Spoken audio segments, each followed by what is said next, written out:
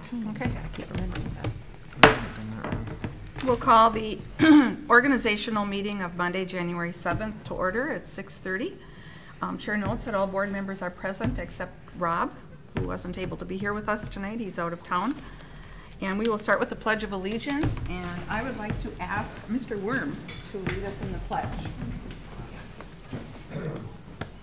Allegiance to the flag of the United States of America and to the republic for which it stands, one nation, under God, indivisible, with liberty and justice for all. Thank you. And the first item of business tonight is we have someone very, very special that we want to honor, and so we will start with that.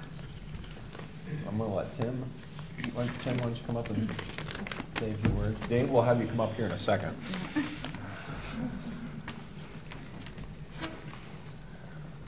Tonight we just want to thank Dave Warren for 29 years of building engineer at our elementary school. Dave, it was a pleasure to get to know you.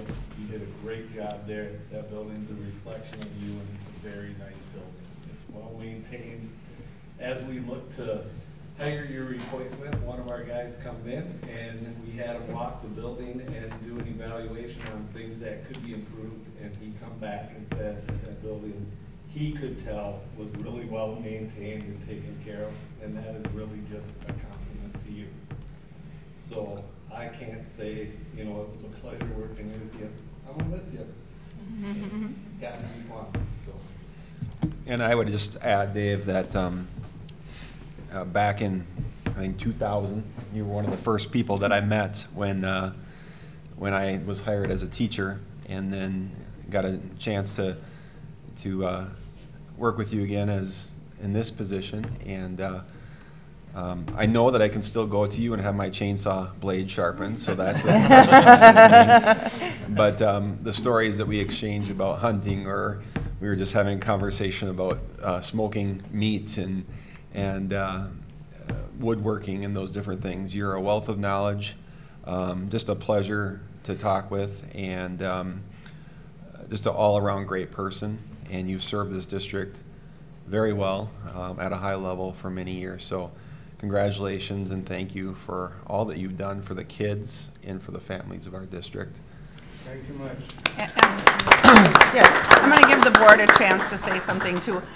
In addition to the work you did as building engineer, which was amazing, hard work, even above and beyond that, the relationship that you had with the teachers and the paras and the kids and the cooks and the rest of the staff just says amazing things about you. They all loved you dearly and are going to miss you. Yep, so. I know that. Every day. Yeah, so I got a little story. My Michaela was probably 3 or 4 years old and took off running down the hall of the elementary school and ran into Dave's leg when she was 3 or 4 years old. And the tender, gentle kindness that he showed at that time has happened ever since, and he just knelt down to her and said, "Where are you going, little lady?" Aww. You know, I kind of steered her back to her mom and dad's direction, and I think that's the care and the love that we see throughout that school from you, and I appreciate it very much. In addition to what everybody else said, because everything that they said was very true, I have a little story too, and it was, I think it was my second year on the board, and every year, I didn't post your name, but every year it comes up on my Facebook as a really good reminder. You know, second year of the board, you're still kind of not really sure what you're doing, and I mean, you know some things, but there's so much to learn. And so you stopped me in the hall in the elementary school one day and specifically said to me, "I just really appreciate what you're doing on the board, and I think you're doing a great job." And I so needed to hear that at that time. So it was really good timing, and I had a big smile on my face the rest of the day. And every time that memory comes up on my Facebook, I'm like, I really appreciated that. That was just, so you do things like that that may seem little, but really have a big impact. So. Appreciate it. I loved listening at your retirement how proud you were of being a farmer and how you ingrained in not only the Farmer's Almanac, but by sharing your produce and your knowledge with something that's a dying art. I enjoyed growing up as your neighbor, and being like a brother and sister, how we grew up, and I value that, and value growing up with your kids and your grandkids. And thank you for bringing all your talents to the district. It means a lot. Thank you. Yes, Dave, I know that you will be missed by many. My kids were at the elementary school, and you were just so kind to them in sharing your produce, because Lexi would bring the strawberries home, and she just absolutely loved them. So thank you for all of your years of service and how good you are to those kids. Thank you, Dave, for your loyalty to this district. I think it's a great thing. I think it speaks volumes to you as a person, and all these stories. I think it's just, that's awesome. That's really cool. You'll be greatly missed for sure. The only story I'll share with the board, you know, I coached softball for many years here, and when I started to see girls that I coached bringing their kids to my school, I knew it was time for me. So I've been here a while. Yeah. You have. So Dave, we have, on behalf of the board, this is a gift for you. We have a certificate of appreciation. We have a card that you can certainly open a little later, but we hope that this is something that you can find a home for. We have a picture of then and now, so it's so it's Warren Public Schools, Dave Warren, thank you for your years of service, 1989 through 2019, and a nice picture of our campus for you. Thank you. And there's an extra copy too. They printed, I had 2 printed. Thank you. Thank you, sir.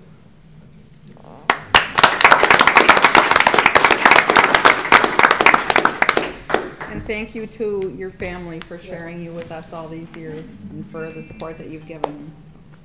Thank you. And please take your cake.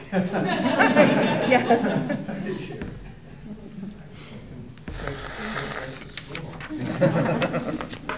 Thank you. Thank you. Bye-bye. Thank you for coming.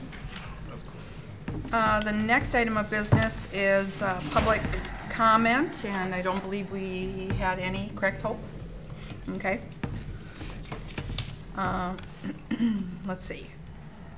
The next thing is I just want to extend my sympathy to Jesse and Laura and their family. Laura's grandfather passed away, and the funeral is the end of this week, I believe. So our sympathy to you, and we have a card from the board for you that we'll give you. So Thank you. You're in our thoughts. Thank you. Okay, the first thing that we typically do at this meeting is we, as a board, read the Code of Ethics. So if Matt could pull those up, and then after that we'll move into the elections. And this is just a reminder of our responsibility and our role as board members. And Tommy, we're certainly going to include you in this as a school representative. So what we typically do is we're going to go down, take turns reading in order, reading the items. So I will start.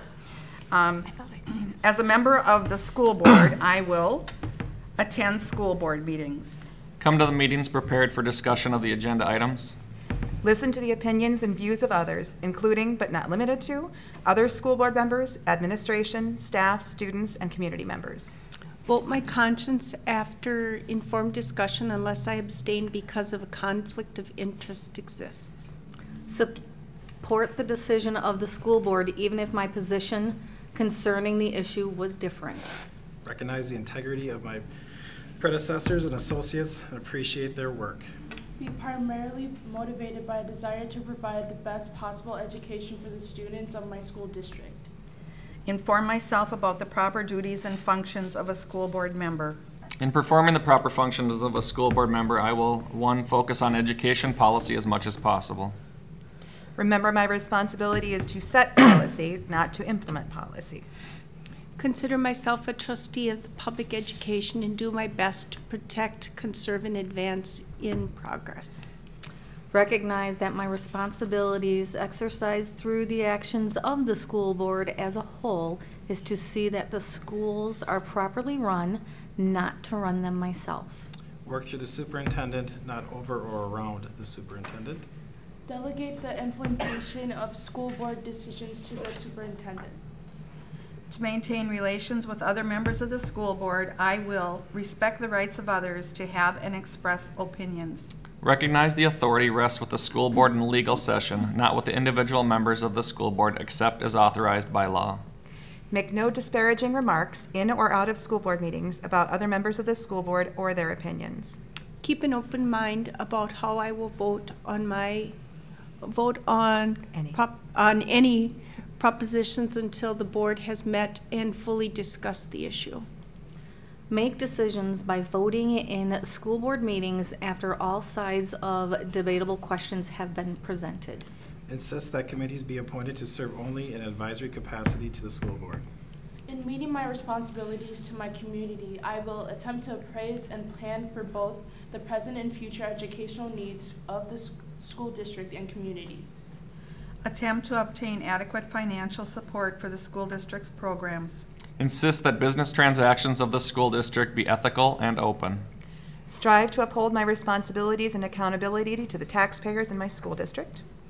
In working with the superintendent of schools and staff, I will hold the superintendent responsible for the administration of the school district. Give the superintendent authority commensurate with his or her responsibility. Assure that the school district will be administrated by the best professional person available.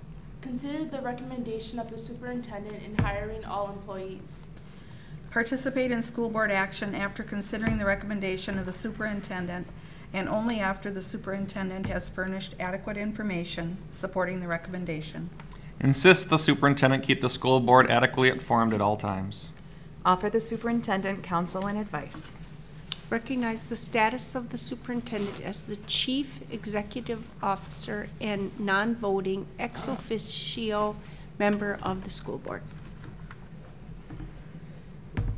Refer all complaints to the proper administrative officer or insist that they be presented in writing to the whole school board for proper referral according to the chain of command. Present any personal criticisms of employees to the superintendent. Provide support for the superintendent and employees of the school district so they may perform their proper functions on a professional level. In fulfilling my legal obligations as a school board member, I will comply with all federal, state, and local laws relating to my work as a school board member. Comply with all school district policies as adopted by the school board.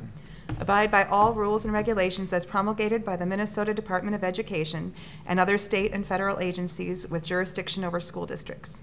Recognize that the school district business may be legally transacted only in an open meeting of the school board.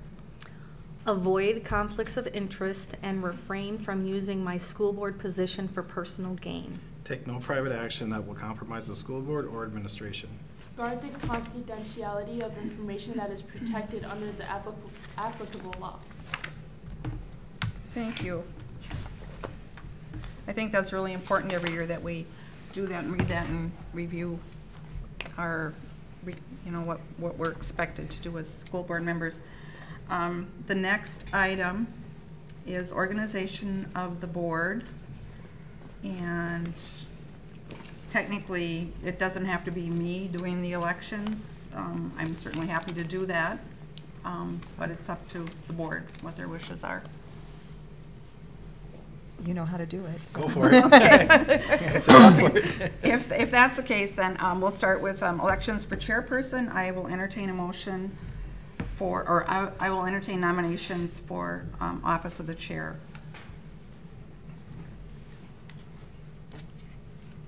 I nominate Deb Pauley.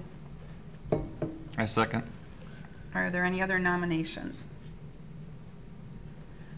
Are there any other nominations? No. Okay, since this is awkward, since I'm the only candidate nominated for the office of chair, I hereby declare myself elected by acclamation and direct the acting clerk to so record in the minutes. Thank you, I think.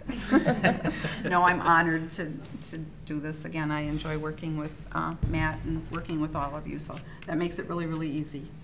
Next, I will entertain nominations for the office of vice chair. I'm going to nominate Tom Vogel. I'll second. We have a nomination and a second. Are there any other nominations? Are there any other nominations? Nope. Are there any other nominations? Hearing none, Tom Vogel is the only candidate nominated for the office of chair, and I hereby declare him elected by acclamation and direct the acting clerk to so record in the minutes. Thank you. Thank you, Tom. Thank you. And now I will entertain nominations for the office of clerk. I nominate Sandy Burke. I second. Okay, we have a nomination and a second. Are there any other nominations? Are there any other nominations? No. No. Are there any other nominations? Hearing none, Sandy Burke is the only candidate nominated for the office of clerk, and I hereby declare her elected by acclamation and direct the acting clerk to so record in the minutes. So, thank you, Sandy. Thank you. Okay, now I will entertain nominations for the position of treasurer. I nominate Connie Hennon. I'll second. Okay. Are there any other nominations? Nope. Are there any other nominations? I have to say it 3 times. Yeah. Is that what's going Are on? there, Yeah, yes. yeah, Are there yeah, any let's say it other 3 times. nominations? You have to say it 3 times. Yes. Hearing none, Connie Hennon is the only candidate nominated for the office of treasurer, and I hereby declare her elected by acclamation and direct the acting clerk to so record in the minutes. So we have our slate of officers. Thank you all. The next items we have are our establishments, and we'll do these all in one motion at the end.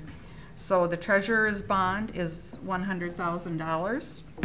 Our depositories are Franson Bank, Riverland Bank, Midslaff, Hometown Bank, and Minnesota Trust. Our newspaper for legal purposes is the Jordan Independent. Our investment authority lies with the superintendent and the finance director. Our meeting days and times are the second Monday at 6:30 and the fourth Monday at 6:30.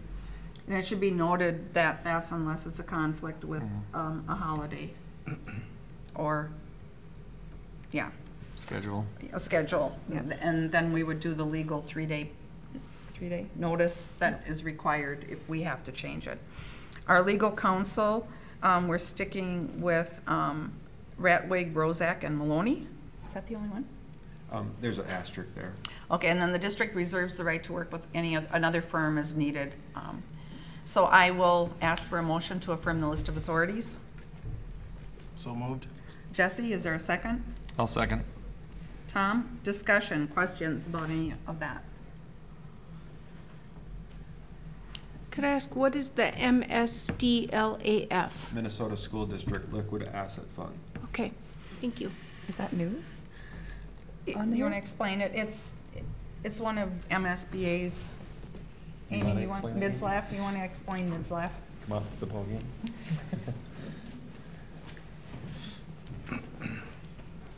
Good question, Connie. Thank you for asking. Since Amy's here, I figured, you know, I'm not gonna get you involved. Ask that question because I didn't know what it was. It's a bank, they're based out of Illinois, I believe. We used to have, I think they actually hold our credit card, and so that's where our P card is from. Okay. And we used to have our state bank come in there, but now we also utilize Mintrust for that. Oh. And they're both, Mintrust and MSDLAF are also, they're both MSDA endorsed. And I believe Midslaff has an association with MSBA because it's many of the school districts in the state. You are part of it. It holds Yes. liquid assets, Yes. funds, investments. Yep, they do investments for us, the same as Mintrust. Mhm. School districts usually utilize both, and we do. Thank you. And I don't know if this will be a question or not, but the asterisk is new this year. The school district reserves the right to work with another firm as needed. From time to time, we inherit things from other school districts that it just is easier sometimes to work with legal counsel if those inherited pieces are already working. There's a legal ramification. I know I'm being vague, but it does happen from time to time where there's already legal pieces in motion, and rather than start over with a new lawyer and a new firm, that's what that is. It doesn't happen often, but it does happen from time to time. Okay, good questions. Any other questions? If not, we have a motion and a second. So all those in favor of approving the establishments as listed signify by saying aye. Aye. Opposed, same sign. Motion carries. Board member compensation. The compensation is $2,500 for an annual rate for the members, an extra $500 for the chair, an extra $300 for vice chair, $300 for clerk, $300 for treasurer, $70 for special meetings, negotiation meetings. And then if we have meetings outside of your committee meetings and outside of these official meetings, like for instance, MSBA, next week, leadership conference. So for those, it's $125 if it's an all-day weekend meeting, or $225 if it's a week meeting when you have to take off of work. So, and that, Sandy, you and I are probably the only two that remember when that changed. Oh, yeah, yeah. That's got to be. I don't think we've increased. No, our it's at least been 7 years. At least. Yes. Yeah, it might be 8. That's when. I think Jim Donna was on the board then, so it's. No, I was on it. And I replaced Jim. I took Jim so Donna's seat. So it might have been actually, it might have been 9 years. Yeah, yeah. So it's been a long Yeah. time. So I'll open that up to discussion and see if anybody wants to. Do we know what the surrounding or like districts do? They're all over the place. Yeah. They really truly are. I mean, some of the city districts, oh my goodness, they get like. 600 a month or 700 a month. Yeah. Upwards of 8-10 grand almost, some of them. Some of the smaller districts, actually I think there's a couple districts in the state where they don't compensate at all. I would say that we're maybe on the low side for neighboring districts, but I can't, say that for sure, so. If we haven't touched it in 9 years, is maybe a good time to maybe do an analysis there to say, are we Just to compare. at par? Just look at that and compare. I mean, 9 years is a long time. Yeah. Yeah. So I suppose what we'd have to do though, I mean, we have to act on it tonight. Yeah. So we could maybe do that. Sure. Take that into consideration for next year. Absolutely. Yeah. Plan Yep. to put that in the to-do stuff, hope maybe add it to our board calendar, that we do an analysis over the summer of what other districts pay. Sure. And then look at that for next year. Cool. Thoughts? Anybody else? Okay, if not, I'll entertain a motion. So moved And your motion is to to keep the rate the same. Okay. Is there a second? I'll second. Jesse, okay. Any more discussion or questions? Okay, hearing none. All those in favor signify by saying aye. Aye. Opposed? Motion carries.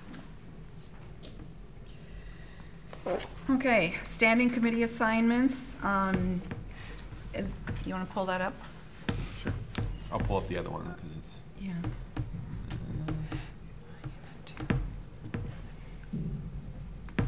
So rather than go through this one by one like we did other years, that's why I reached out to all of you saying, were you okay with where you were? Did you want to change? And we did make some adjustments. So we've got, okay, for the Budget Finance Committee, that's the entire board. Calendar Committee, Sandy's staying on there with Lauren as the alternate.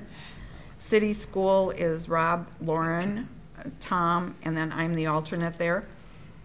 Communications is Sandy and Jesse, with Lauren as the alternate. Communication, Community Ed, Rec, and Joint Powers, Tom and Jesse. And is that the one that we talked about? Okay, Curriculum and Technology is myself, Sandy, and Connie, with Lauren as the alternate, and then Tommy's on that. The Ed Foundation, Connie and myself, we kind of usually rotate. Facilities Committee is myself, Rob, and Tom, and then Connie's also on that, and Tommy. Meet and Confer is myself, Rob, and Tom. Negotiations is Tom and myself. We don't have an alternate in there, and it probably would be a good idea to get an alternate in there. Rob asked off of that.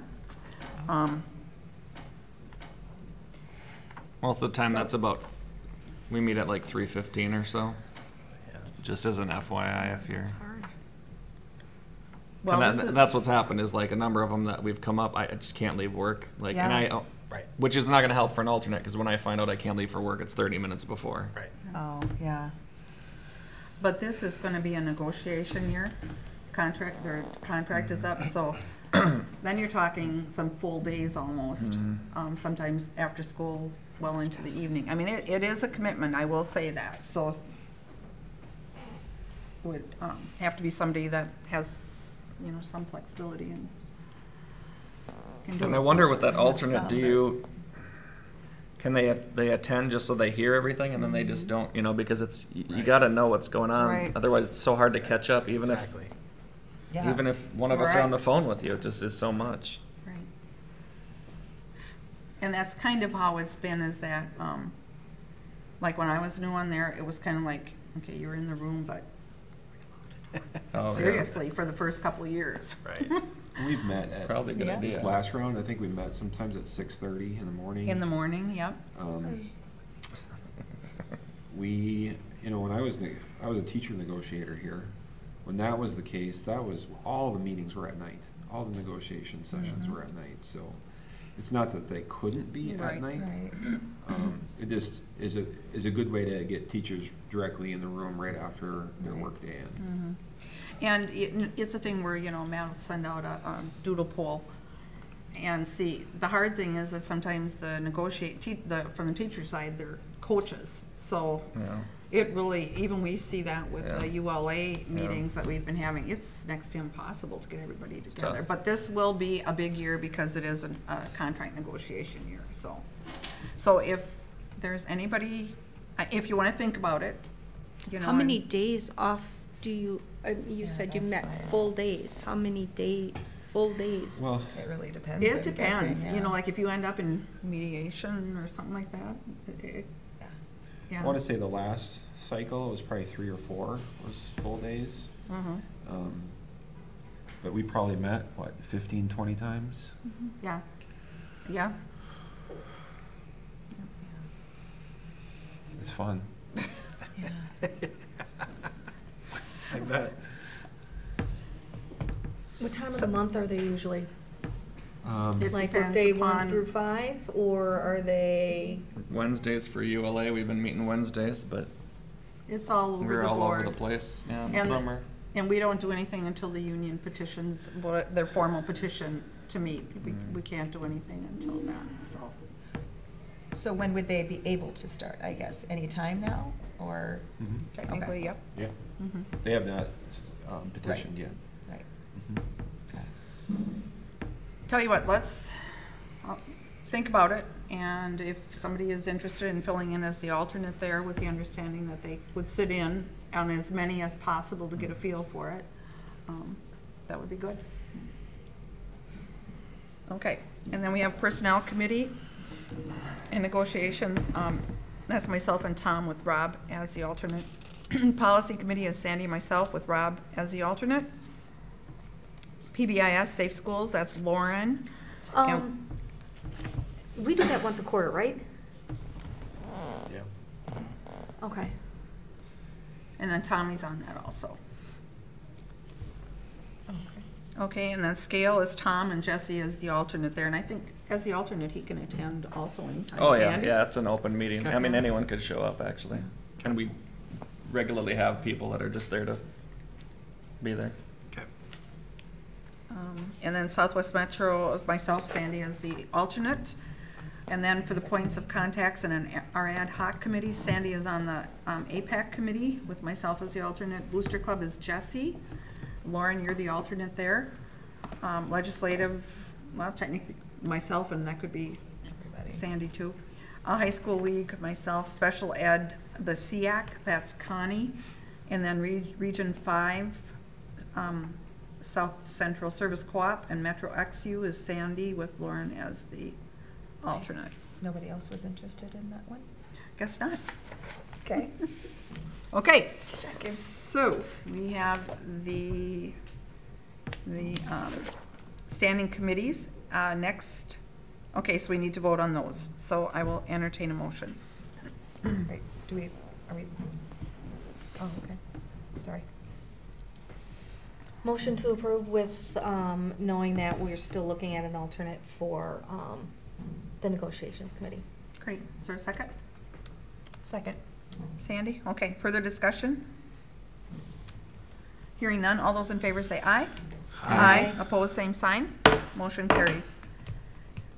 District delegates authority to make electronic fund transfers to the district finance director. This is just a formality that we have to do every year. So I will entertain a motion to approve. Motion to approve. Lauren, is there a second? Second. Connie, discussion? Hearing none, all those in favor say aye. Aye. Aye, same sign, opposed, same sign. Motion carries. Thank you. We are organized. Next, we have our consent items. Oh, no, board calendar, I'm sorry. The next item is the board calendar.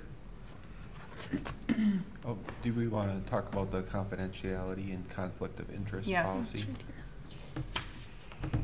Yep. No. So at your table spot, you should have had a document, as it says, confidentiality and conflict of interest policy and disclosure form. Just ask that you sign that form and that you have read it. Obviously we want you to read it before you sign it, and then disclose any potential conflicts of interest, either actual or potential, based off of what the document says. Mm-hmm. That would be like if you had any business dealings or anything. Or if you were a speech judge. Or if you were a speech judge. And like on mine, I did put down St. Francis, because of our agreement with them and because I'm on St. Oh. Francis's board, so. Reading Corps, I guess I better put down then, because we are, this district is a pre-K reading, okay. I didn't think about that, thank you. I think it more applies if you have a business that does work with the district, but just to be on the safe side, it's a good idea, so. But like other Technically is. family members as employees do, right? Oh, that's a Like, good, did you put- good thought. No, or- I did not, Like but I I put will. Janae down. Yep, Yeah. that makes sense. You don't want to put down Laura. Can I get mine back, please?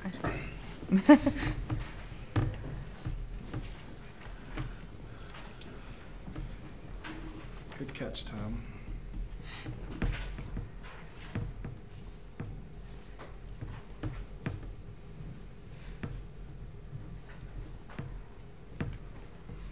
Thank you. I guess I could get my own pen. You can use that one.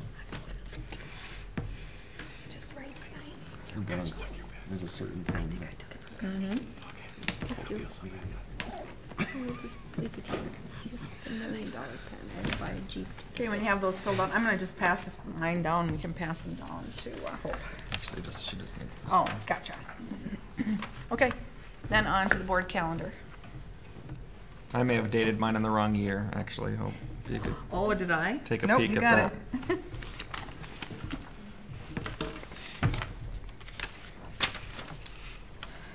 Is this yours? No. Okay, the Items. board calendar, thank you, Hope, for all your work on that. Matt and I did meet and reviewed it, so, I mean, that, it's just a good working document for us. It obviously will be a changing document if things come up, so. You might want to all write on, just as a reminder, on the back page to review the compensation of the board. And the board meeting dates are all listed on there. And hopefully we've caught all the idiosyncrasies, like Columbus Day. Yeah. This year was upcoming Martin Luther King Jr. Day, Yeah. so we missed that initially. What about July 8th? Where does that fit over the 4th of July? What's I was that? thinking about attendance. When is the 4th of July this year? I think it was a Wednesday last year, so. what I does think that it's a make? Thursday, yeah. Thursday? So it should be fine. And in the past, Jesse, we have looked at that one too, if people had plans to. Right. It's been- Sometimes we might move it, Okay. because we only We typically only have do one in July. Yeah, that's right. Yeah, so I think last year we moved it and made it more in the middle. Yep. Yeah, I think we So, did. yeah. Yeah, it's a Monday. And then it also lists the business items that need to be looked at in those particular meetings, and sometimes those shift depending on, like with getting the milk bids, they might be the month earlier or whatever, so. And the same with walking through projects, might depend upon if we've got some work going on. We don't have to worry about 11/12, right? Because 11/11 was what, Veterans Day, so 11/12, we won't have that problem. If it's observed that day, I would like to add. is 11/11 on a weekday? 11/11's on a Monday. Oh, wait. It says it in here. It's in the calendar. Yeah. 11/12 on Tuesday due to Veterans Day. Yeah. Just gotta read to the right more, so yeah. Sandy? Good catch. I would like to add, because I feel like for the handbooks, the administrators need us to have approved, there's certain policies that we need to approve every year.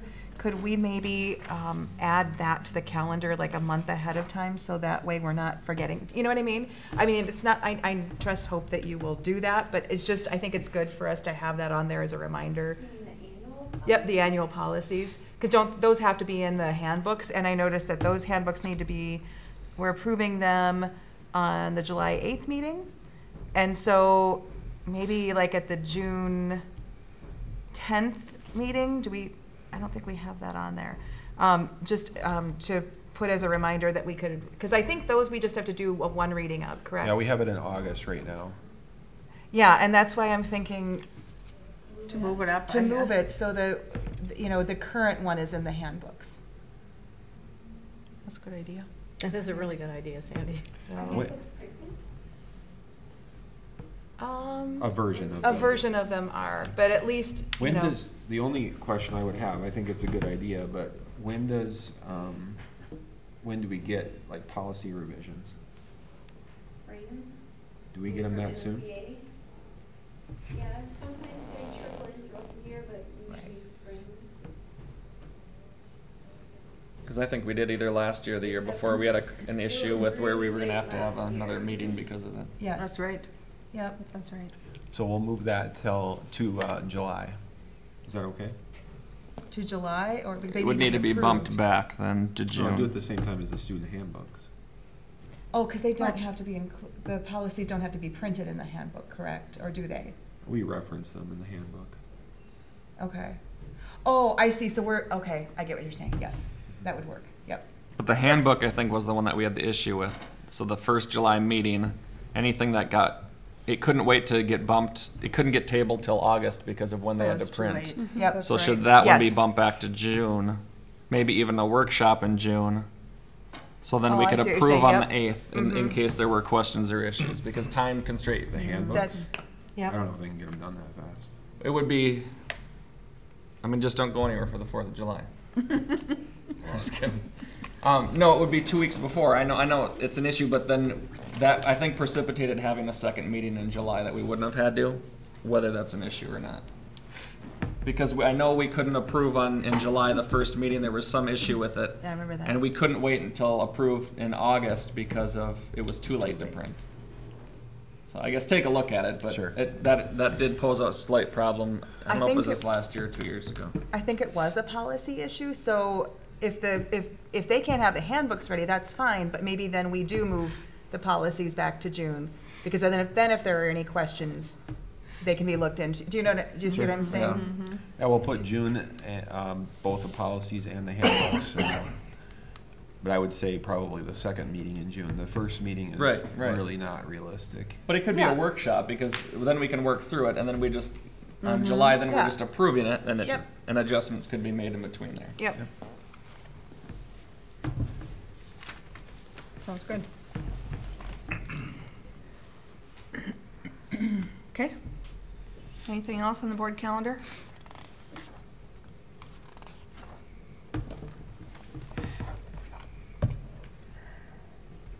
I will entertain a motion then to approve the board calendar with the understanding that that it's a fluid document. So moved. Sandy, is there a second? Second. Jesse, discussion? Hearing none, all those in favor say aye. Aye. Opposed, motion carries. Okay, consent items, we have 8.1 to December 10th regular monthly meetings, our monthly finance reports. We have donations, we have a $45 donation for Food for Friends from Mighty Cause, an $800 donation for cross-country equipment from Robert and Helen Remick, and a $495 donation for JHS Special Ed equipment, Special Ed, from Sandra Schrock. We have several policies, the first and final readings. We have several new hires, Marie Wignall, middle school theater director, Tanner Rogers, elementary school playground para, Chris Olson, 7th grade boys basketball, Jana Rikas, high school sped paraprofessional, Nicole Samuelson, high school sped paraprofessional, Jesus Ruiz, paraprofessional and interpreter, Terry Picarna, middle school sped paraprofessional, Heather Fry, elementary sped paraprofessional, Jason Way, elementary sped para, Michael Johnson, district-wide custodian, and Bob Fimmon, who will be moving into Dave Worm's position as the elementary school building engineer. We have contract renewal for head cheerleading coach of Annie Shershun, the resignation of elementary school custodian Bob Fimmon, who is moving into the engineer position, resignation of Alex Bordeaux, cheerleading coach, resignation of JES playground supervisor Jason Way, and he's moving into a sped para position, so he still will be here. And then Haley Warden, FMLA request, and Megan Pivick, FMLA request. I have a question real quick. So, What's FMLA? family medical leave. So, good question. Okay, I'll entertain a motion to approve the consent items. So moved. Jesse, is there a second? Second. Connie, discussion? Hearing none, all those in favor say aye. Aye. Opposed, same sign. Motion carries. Okay, review and act on the 2019-2020 district calendar. All right. Sandy, please add your Sure. add your input. It was a meeting. As you as I share this discussion. So, for the benefit of Jesse and Rob, certainly, every year, one of the jobs is one of my most beloved jobs is to create a calendar, and Hope is a godsend because she creates the basis and then we build it. And there, it differs a little bit from year to year, but for the most part, it's fairly similar. So we start with a draft, and then we have a calendar committee that's made up of different employees, and those employees are invited to come in and provide their input. They're given the calendar. This year it was almost a month in advance, and then they came with their ideas. Things like changing, parent-teacher conference format and how that might work, and principals do the same thing. They bring their information as well. So this year, I think it was a really collaborative effort. We spent 2 to 3 hours on the actual committee date coming up with the calendar. It is an interesting year next year with the way the Christmas season falls, and also Easter. Typically, those are easier to plan around, but next year was a little bit more difficult. One of the things that came through from the employee group, and I know that in the past it's been shared with members of the community, people like their week-long dedicated to spring break, even though not all families take their spring break during that time. There's some financial reasons behind that, but that's something that we toyed with. In fact, in my draft, I didn't have a week built in, but the committee really felt strongly that that dedicated week needed to stay consistent with where we've had it the last several years. So you'll see that in March there. it'd be the 4th week in March. The Christmas holiday, we toyed with the idea of not bringing students back because January 1st is a Wednesday, so we bring students back on Thursday and Friday. This year, we brought students back on Thursday and Friday. We had a professional workshop day on Wednesday. It is sort of a nice transition, a short week to get back into a routine. And that was initially in my draft. I had the 2nd and 3rd off for a longer holiday break next year. And that was something that in exchange for a longer spring break, I'm just giving you the highlights here. For the longer spring break, that was something that, the committee felt that we could trade those things out. Other than that, we continue the tradition, or the last several years that we've done with the Kickstart to Kindergarten, the Freshman Focus Day, those things at the beginning of the year. So we have that staggered start for the elementary, the middle school, and the high school, and how we bring students back. We're actually presenting at the Minnesota School Boards Association conference on that concept because it certainly has helped. We initially did it to alleviate some of the traffic congestion on our campus, but there's been educational byproducts. So that's something that we built into this calendar as well. Everything else is fairly standard. The only other thing that I would mention would be if we were to do the longer holiday break around Christmas time, one thing that we are running into is having students come back and staff come back into the 2nd week in June, which is something we wanted to avoid. It also bumps graduation back to the 6th of June if we were to do that. And Mr. Visner's concern would be that we may not have students to play in the band and sing in the choir. Yep. So as it stands right now, graduation would be on May 30th. Is that Memorial Day weekend? No. No, Memorial Day weekend is Early this year. It's the earliest it can be 23rd, this year. It's May 24th, 25th. Yeah. It's the 25th. 25th. Yep. So it's been checked multiple times for count, and it has the required number of days. Those are contractual, for those who are wondering. 174 total student days and 186 total teacher days. And the way we get teacher days is we count those workshops and we count parent-teacher conferences. There's little pieces that we count, and it does add up. Hope's counted, I've counted, the committee has counted. Hopefully you took a look at it, and maybe if you were bored, you got a chance to count as well. So. Not count. We have toyed with the idea of actually creating 2 years worth of calendars, and that's something that we may consider in the future. Oh, wow. I know people look that far in advance when they're trying to make family plans. So I present this to you. Sandy, anything to add from the discussion? No, not really. I mean, we were constantly making changes. I felt like we were constantly making changes, and then it would affect the count, and so it got really confusing. But I think it's a good calendar. There was a lot of stuff thought out. Skills? Yeah, you were awesome. You rocked it. I mean, I was shading and coloring. You were.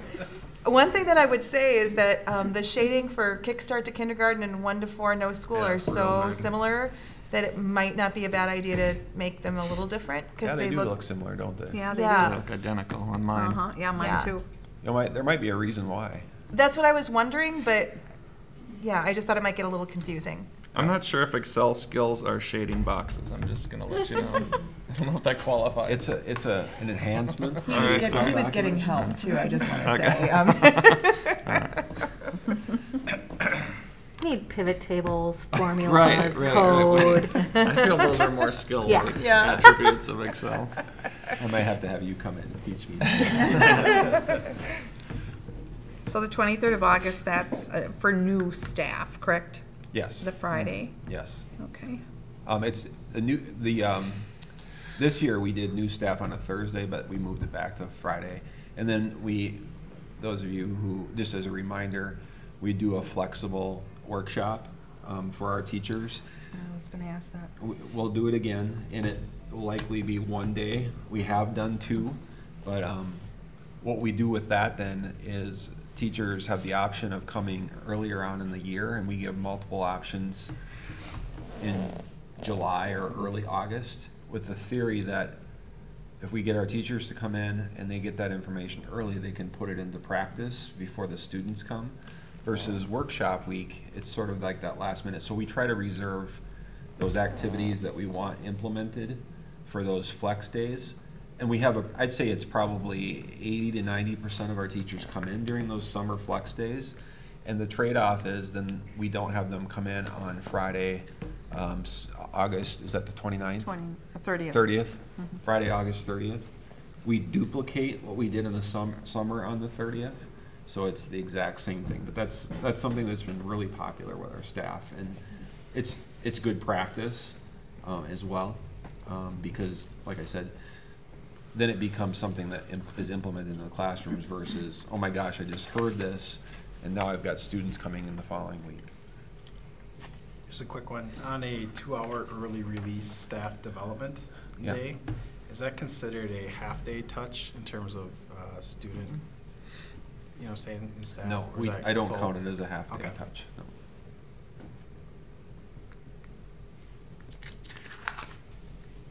I mean, it's a 1 o'clock dismissal, so it's really a 2-hour block, and we just count them as a full day. Got it. Any other questions? Okay, we need to act on this, so I'll entertain a motion to approve the 2019-2020 calendar.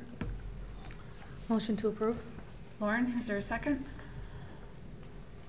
Second. Jesse, further discussion? Hearing none, all those in favor say aye. Aye. Opposed? Motion carries. Review and act, 9.2, review and act on Jordan Activities Hall of Fame bylaws. And Joe Perkle wanted me to pass along that his intention was to be here. He got ill today, so he was not able to be here. I told him that I would take notes and collect any feedback. This is one that I'll just full disclosure. I wouldn't be surprised if you chose to table this definitely, or if there are questions. You certainly are welcome to approve it tonight as it sits or as it's presented. This is something where Joe, I know, used his previous district, Hopkins, as the template. It's something that he and I discussed immediately when he was hired. It's something that Jeff and I discussed when Jeff was the AD. It's something that Cullen and I discussed. So it's coming to fruition. We're excited about it. We really, and our strategic plan talks about connecting with our alumni. We feel that this is another way, another step toward doing that.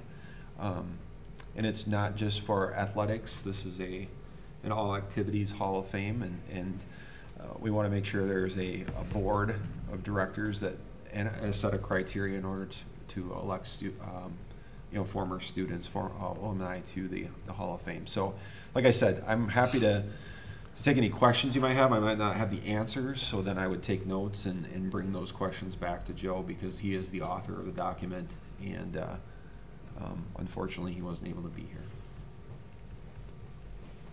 So I'll open it up to discussion and questions. Sure. I really liked it. I liked what Matt just said, actually, because I thought about this as well. I would rather not approve the bylaws. I would rather approve the formation of the committee, let them take a look at this, see if there's any adjustments they wanted to make to the bylaws, and then once they come back with their recommendation on the bylaws, then we could approve it. But I would support a motion, or I guess I'll make a motion to form the committee for the Hall of Fame committee as outlined in the bylaws. Wow, that's a great approach. Second. Okay, we have a motion and a second. Okay, further discussion, thoughts? It's a great idea, I Tom. love the Good idea. idea. I do too. It's the right approach.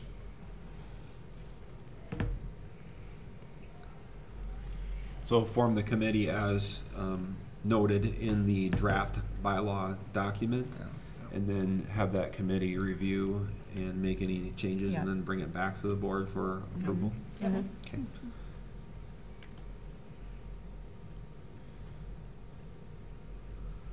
And as we go through this vote, is it a conflict of interest for Jesse to vote? Nothing against you, but your wife would be on the committee, but I don't know that it really matters. It's a committee, so it's not like it's appointment or a, Yeah, it's true. And it's not a paid position. and it's not a paid Right, position, so I'm not too worried. I just wanted to Right. approach it before we do. No, I agree, that's a good question. So, Great point. so I think you'd be fine voting Yeah, then. I don't No see it as a issues. conflict. Yeah. All right. As long as there's no money involved or. Yeah. And they're gonna need somebody that has her expertise and does the work that she would be willing Oh, to yeah. do on the Oh, yeah. committee, Right, so for sure. Yep. I say have at it. Okay. And while we're doing that, I just want to, I don't know if this is appropriate or not, but she's doing a tremendous job. I mean, that as coming into that's a really hard position to come into and look at our facilities. I think we have consistency, you know, and things are and it's hard because I know there's some challenging conversations that have to be had. Connie, you certainly have that position in Shakopee. You know those challenging conversations, especially when things have not been maybe consistent according to our policy in the past. So I know, and I just recognize that, and I thought this was, before I forget, it's a good time to say that she's doing a great job of administering that. Well, thank you. It's very nice. Anything else? If not, we have a motion and a second on the floor. All those in favor, signify by saying aye. Aye. Opposed? Motion carries. Okay, we are on to the reports. And we'll start with Mr. Helgerson's report. I had a late addition, so I didn't note it in my, the actual summary document, but I'll talk about that as well, and that's the Ties building sale that was added later on this afternoon, partly because I didn't get it until today, but so we recently had a professional development day, and I just wanted to provide an overview. I think it's nice for the public to see. That was on January 2nd, so that would have been the Wednesday following the holiday break. It's a busy day, and we make use of our time. You can see there we started with a little bit of a continental breakfast, and then talked about our marketing and branding and logo changes. This is a real important piece for me, and I wanted to stress it out loud at our board meeting. This is something we're going to talk about at our upcoming retreat as well, and how we handle this. Now we've rebranded, how do we allow use of those logos and of that brand outside of our school district, and how do we control that? So we had that conversation with our certified staff, and we talked about we just said at some point before the end of the school year, it's going to be the expectation that all of our district run activities, their district affiliated activities, change to use our brand. As we, you know, there's going to be a certain appropriate way that it's used, and we are not going to allow any deviation beyond that. I know that's a point of contention, and like I said, it's going to be something that we talk about at the retreat, and I'll kind of just share a little bit of that.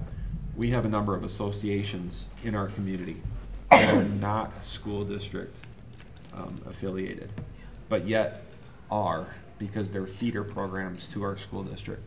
And that's something that we have to navigate those waters, and Kat will help share that thought and lead that discussion at the retreat, but that's one thing that's coming up more and more, and it's becoming something, bless you, that we need to address.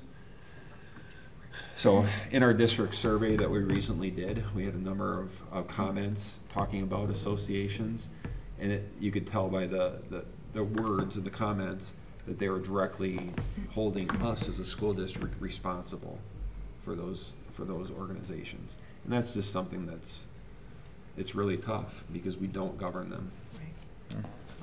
We want to create some sort of level of affiliation, and I don't think it's avoidable to have that connection to the school district, but at the same time there's some boundaries that we have to set as well. So that's what we did right away. Then we did some different things.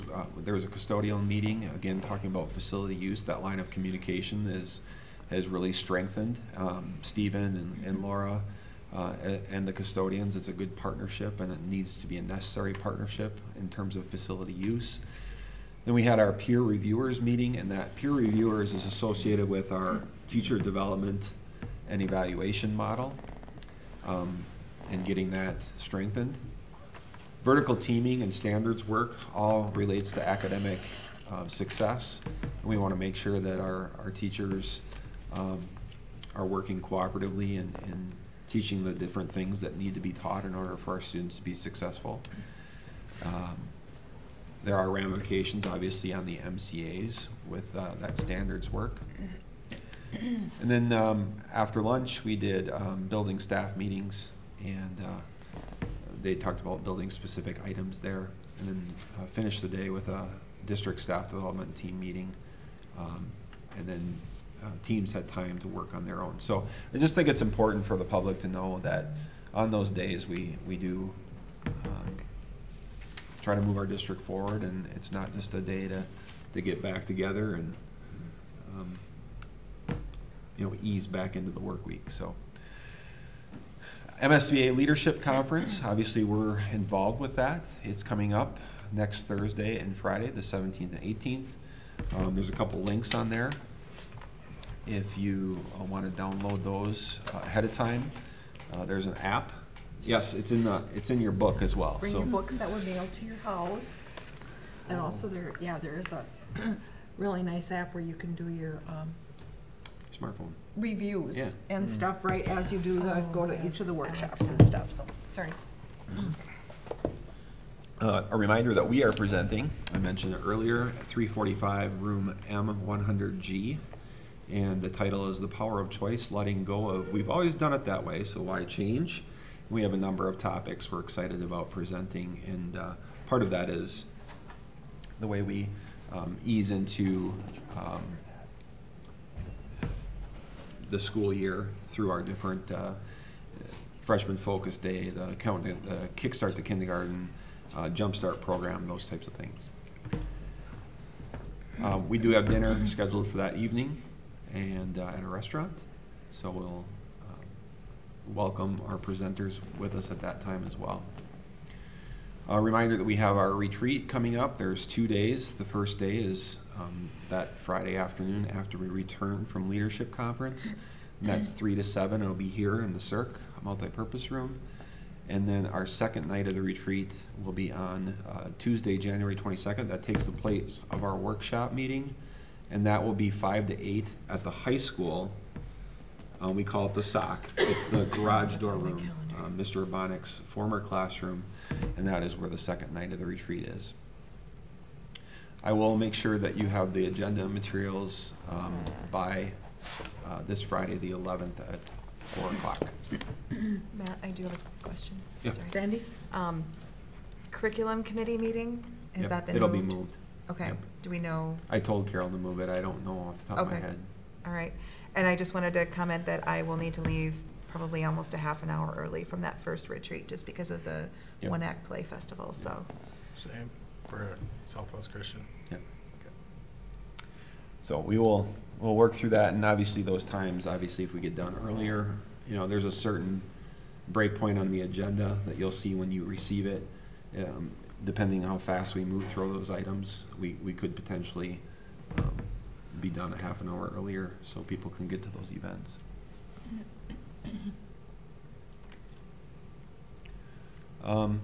Our meet and greet is coming up on January 21st. We do have a workshop day that is Martin Luther King Jr. Day, and we do have an all-staff meet and greet, and it's at the high school in the Commons. So that is just a reminder for you there. And our workshop is what will be the rest of the day. It's an opportunity for teachers to prepare for the second semester and complete grades for the first. We do have a new JI reporter. Michael Strasberg is our new JI reporter assigned to cover school board meetings and city council meetings. I've not had the opportunity to meet him yet. We tried last week, but we had to reschedule. Enrollment, and I have a document that goes along with this. As of January 3rd, we stand at 1,895 pre-K through 12 students. And remember, we count pre-K as half because we get less funding for those students. So that number is 42 more students than what was predicted in our what-if budget. And you'll see at a retreat, a revised budget that we're going to be sharing associated with some other items on the retreat. Those 42 more students certainly help financially. Teachers on call update. Katie and Amy and I did meet with them today as part of the first trimester review, and they do a nice job of presenting information.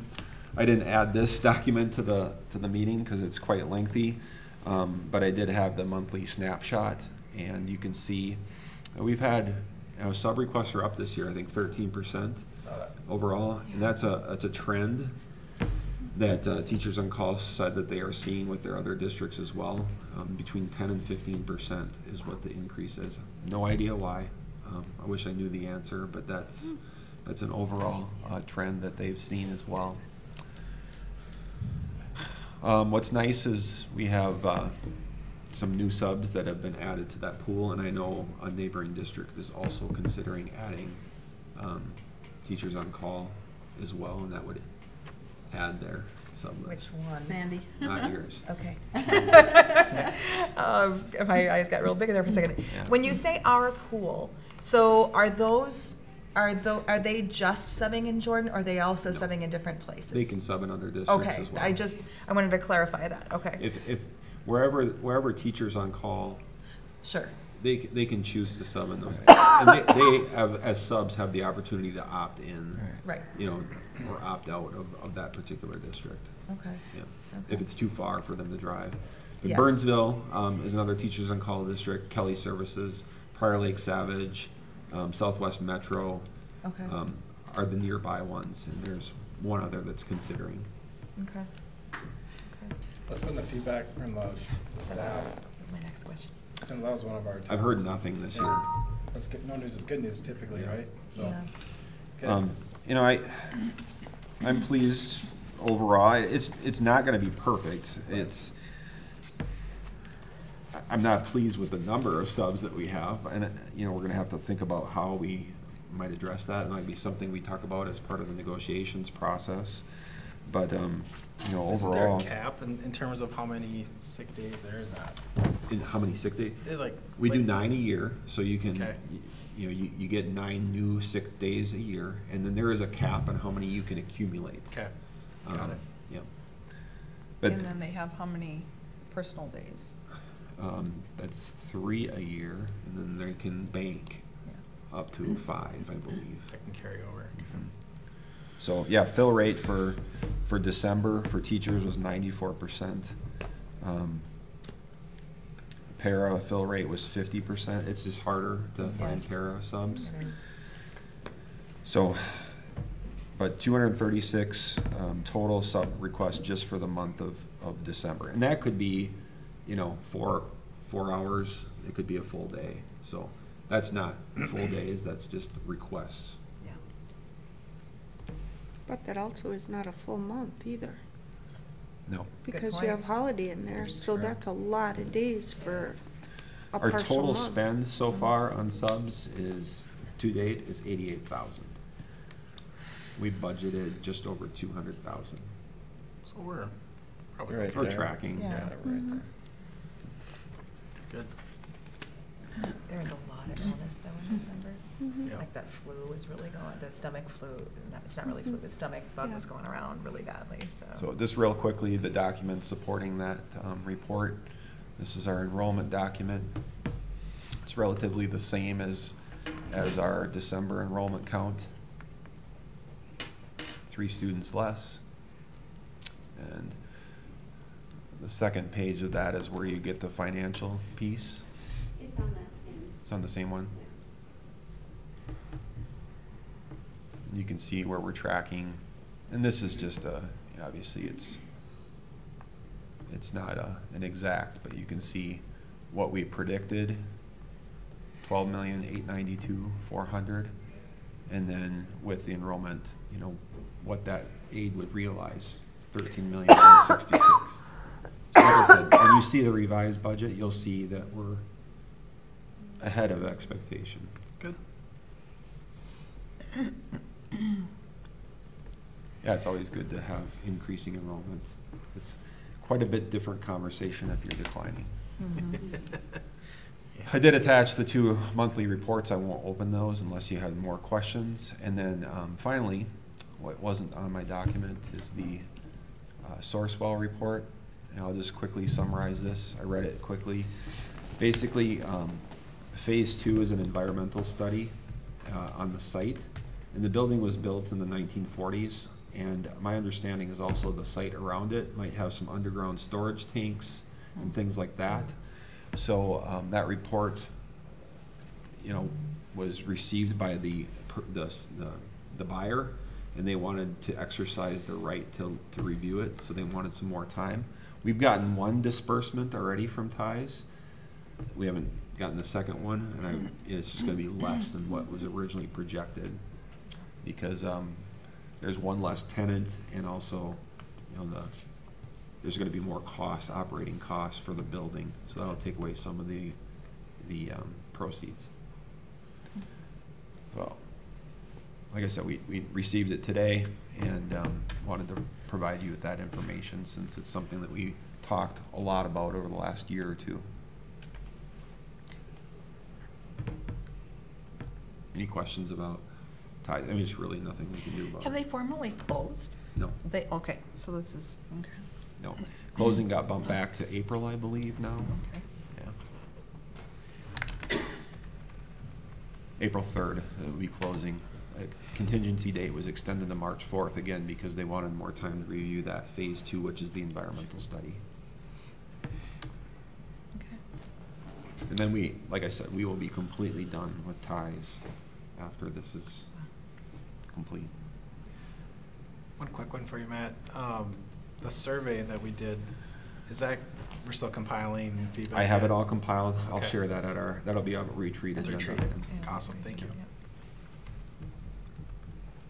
Overall, I can just share, overall, school district satisfaction, and I took anybody that agreed or strongly agreed, was at 94%. Fantastic. That's great. Yeah. Some other highlights, safety and security, 99%, I believe, felt our buildings were safe and secure. 98% clean and well maintained. Again, that was agree or strongly agree Sure. in those 2 categories. And do we have good participation from the community? 402. Okay.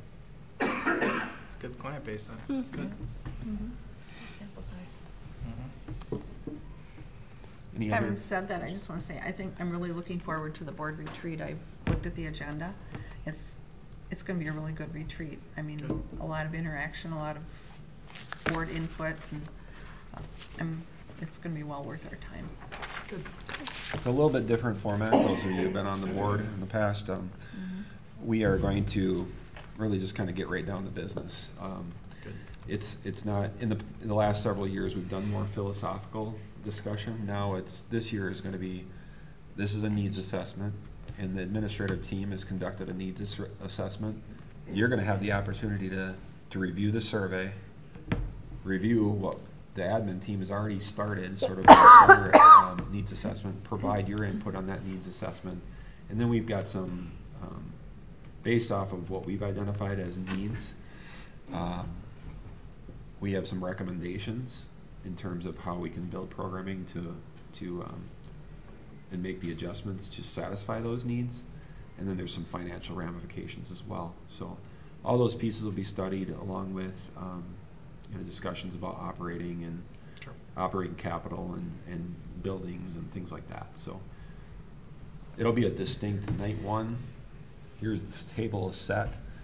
Provide that input. Then we'll come back night 2 with a revised needs assessment and sort of revise, this is how much funding we'll need to accomplish this, or these are some of the practice changes that we'll need to do to satisfy that needs assessment. And we'll have some partners there the second night as well to talk a little bit about potentials, in terms of operating in terms of building. We'll have our architect and we'll have our financial advisor there on the second night as well. They've already been secured. Great. Great. Anything else? Thank you. High school principals report. Anything you want to highlight there? Anybody?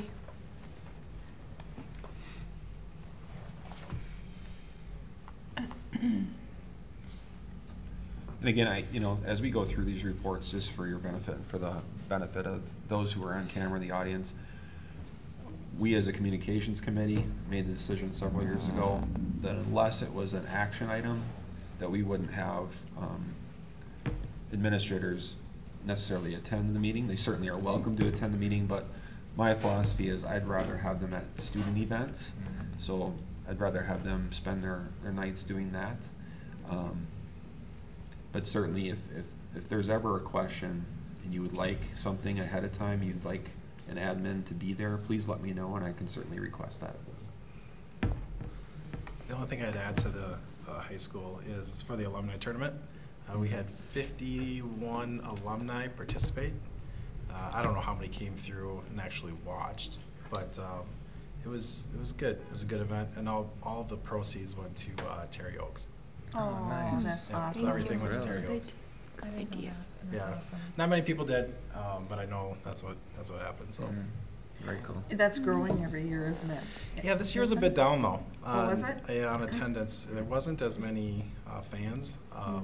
The last 2 years we've had a group of guys that were like in the 70s and early 80s. They did not participate.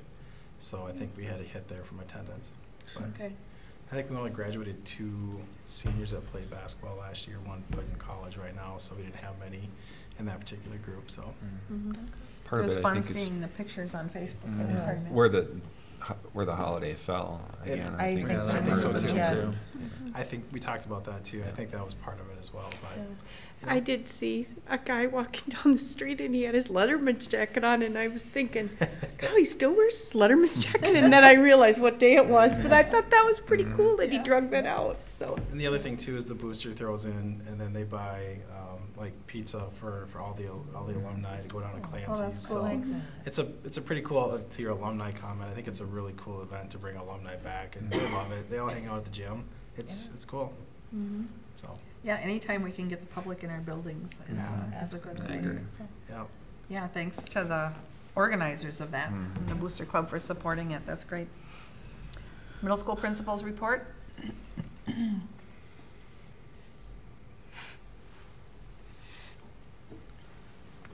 Any comments or questions?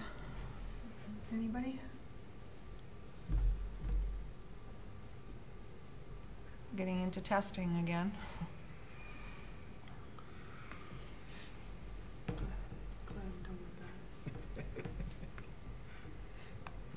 Okay, on to elementary school principals report.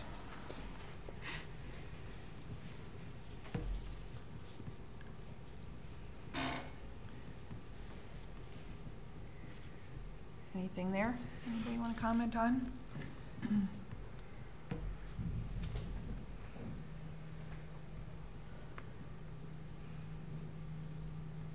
And you'll notice on all buildings, there is a concerted effort to focus on standards work. And that was something that we talked about in August, at the board table. And hopefully you see that that's something that is happening. And the reason why we have these headings, you can see these are our strategic directions. Yeah, I love So that. I noticed that.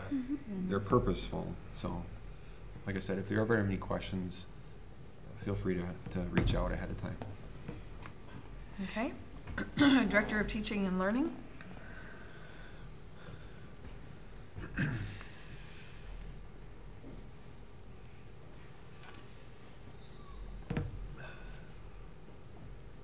NWEAs at JES in January.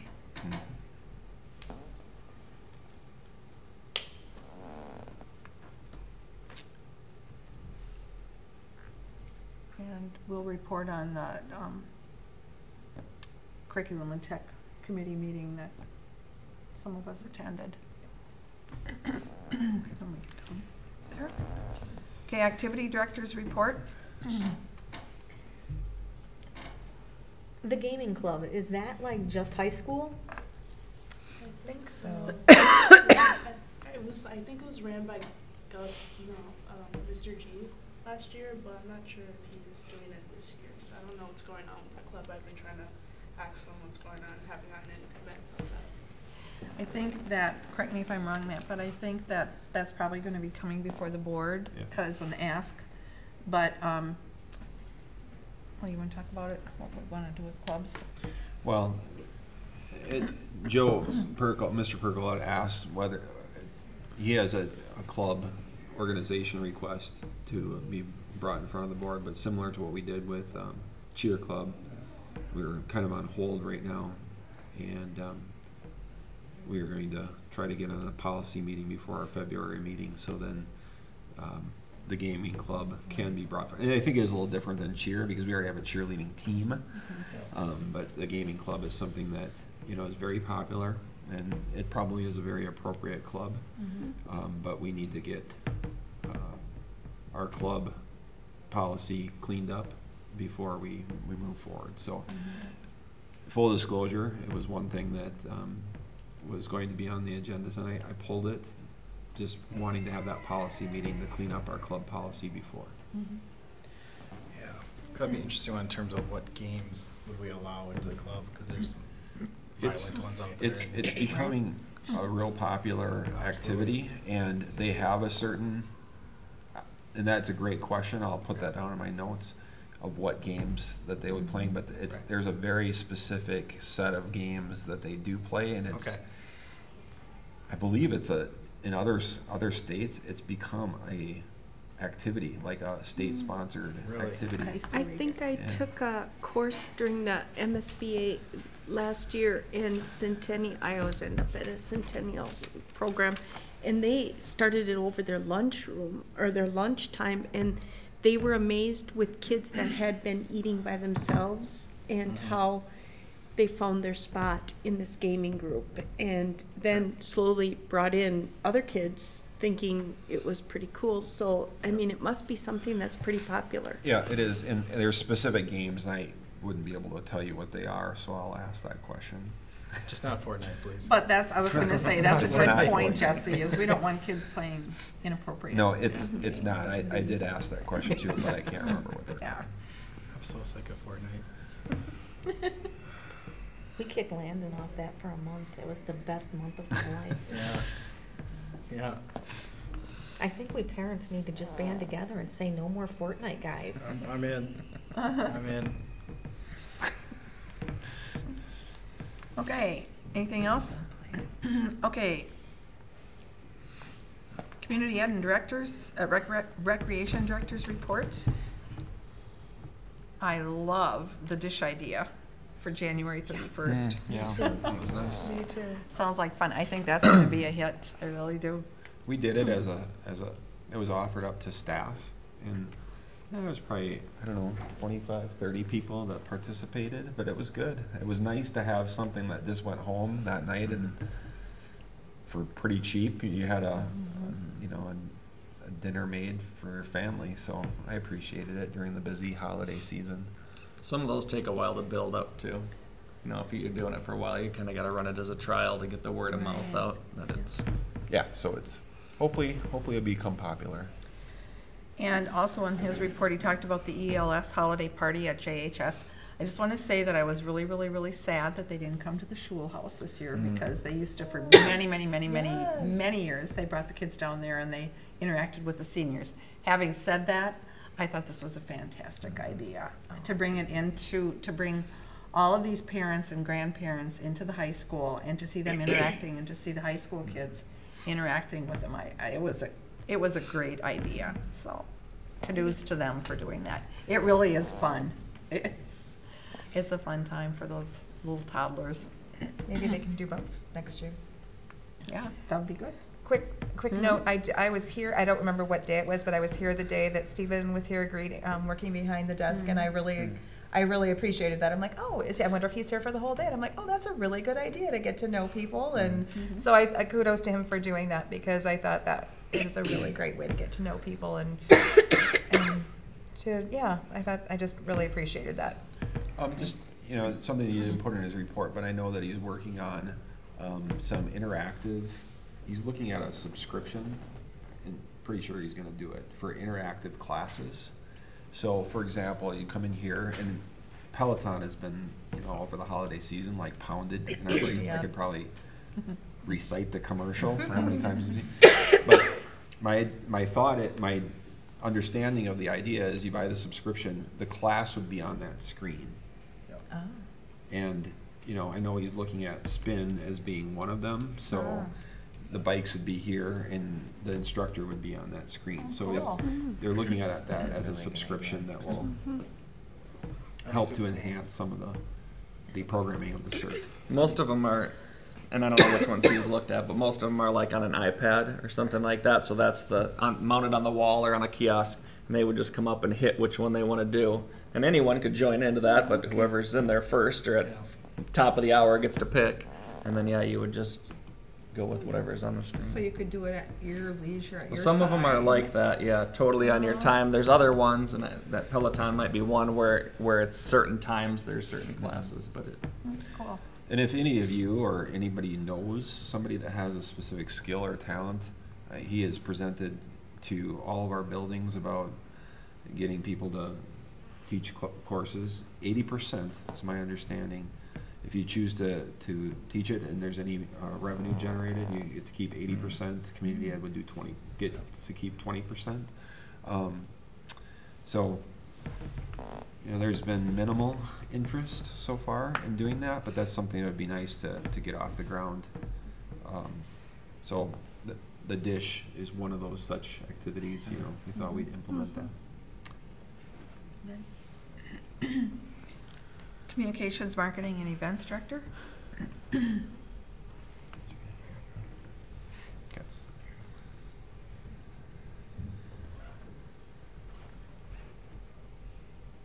As I mentioned, you know, our goal is by the end of this school year that people are compliant with our brand identity manual, and we're working on that stuff, trying to get information out to different businesses and different people in the community. One thing I just want to highlight here is the meal photo gallery. This is something that we're working on as well. This was a survey comment. It was, you know, something to the effect of the comment in the survey was, I've seen pictures of what, you know, my child eats and it's not enough. Well, if you take everything that's available, you know, we wanted to provide a snapshot of what meals can look like. And we are held to the standard and guideline of, you know, there's federal guidelines on what we can serve, but you know, there are ways to make the tray very balanced. So this is a project we're working on that by, you know, hopefully at the end of the year we'll have a picture of every meal, and that'll be on our menu page.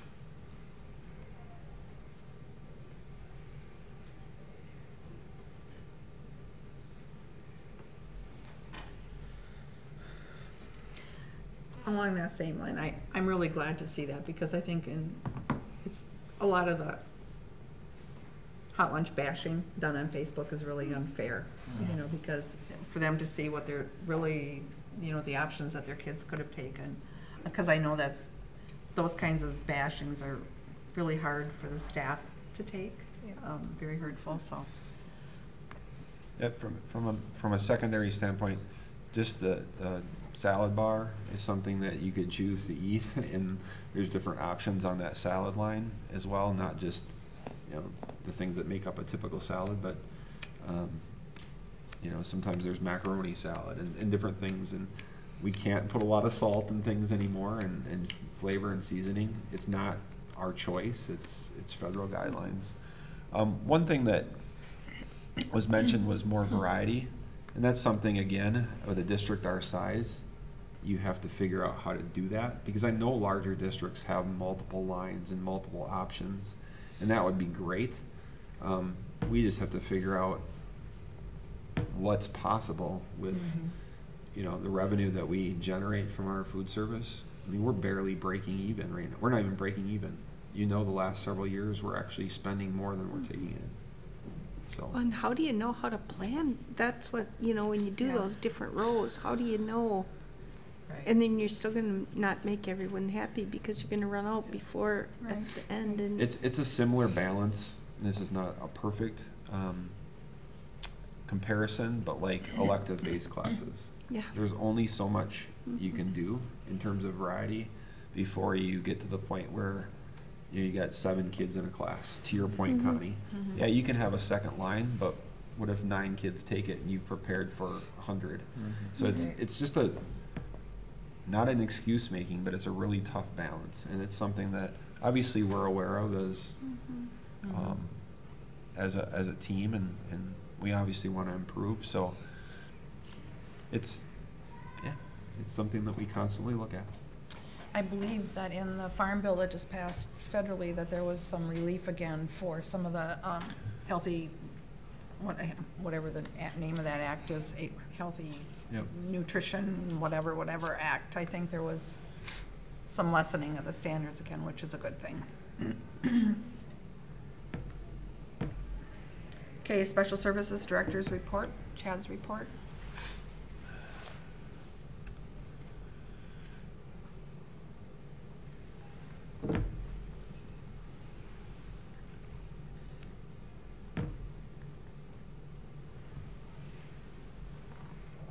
Anything on that? Okay, Technology Director's report. You